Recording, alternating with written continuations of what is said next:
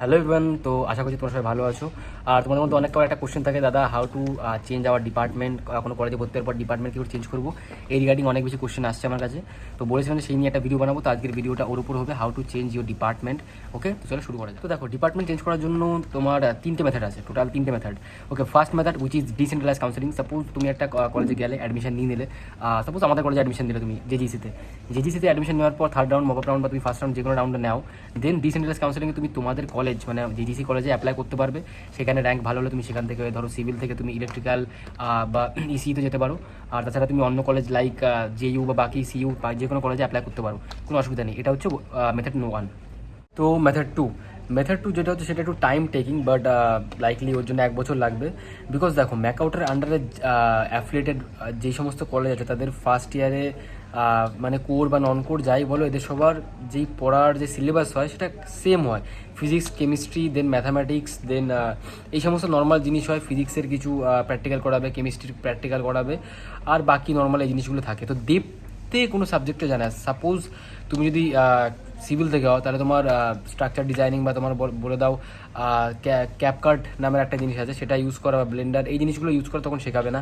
আর তুমি যদি সিএসসির হও তাহলে তোমাকে সেই 1 বছরের ভেতরে তোমাকে কোনো কোডিং জিনিস শেখাবে না, জাস্ট বেসিক সি প্রোগ্রামিং ব্যাপারে হালকা ফুলকা বোঝাবে, what is coding like that, আর কিছুই না।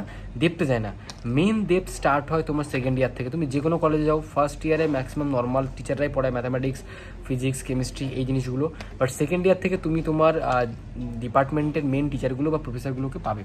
ওকে, তো যদি তোমার ফার্স্ট ইয়ারে সিজিপিএ মানে ওয়াইজিপিএ টোটাল ফার্স্ট সেম আর সেকেন্ড সেম মিলিয়ে 8.5 সিজিপির ওপরে থাকে, 8.5 সিজিপির ওপরে, আর যদি টপ 5-এর ভিতরে থাকে, সাপোজ তোমাদের মধ্যে ম্যাক্সিমাম হয়তো তোমাদের ডিপার্টমেন্টে 10 জন দেখা গেলো 9 সিজিপি পেয়ে গেলো, দ্যাট মিনস তোমার ওর ভেতরেই হতে হবে।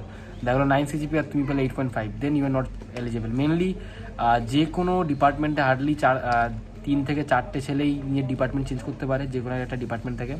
তার জন্য তোমার টপ 3-র ভিতরে থাকতে হবে তোমার ওয়াইজিপিএ তোমার ডিপার্টমেন্টে।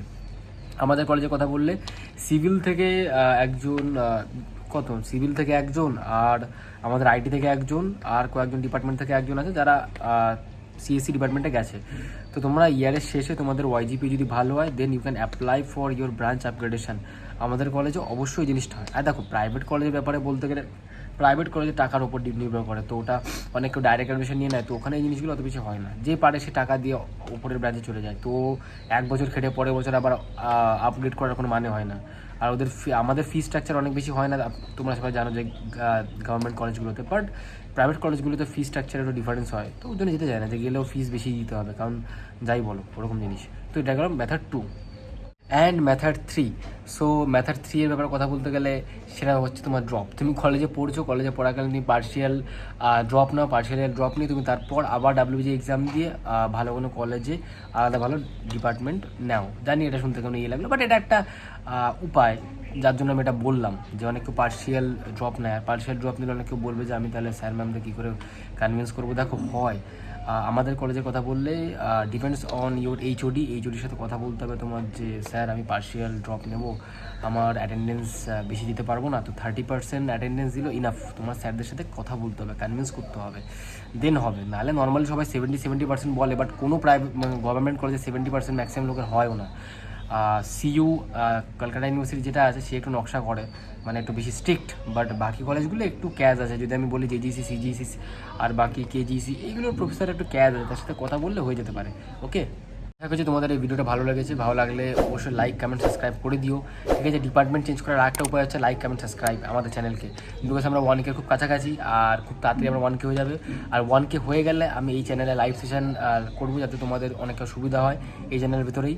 তো make sure like, comment, subscribe আমার ইউটিউব চ্যানেল। তো দেখা হচ্ছে পরের ভিডিওতে, তখন টাটা, বন্দে মাতরম।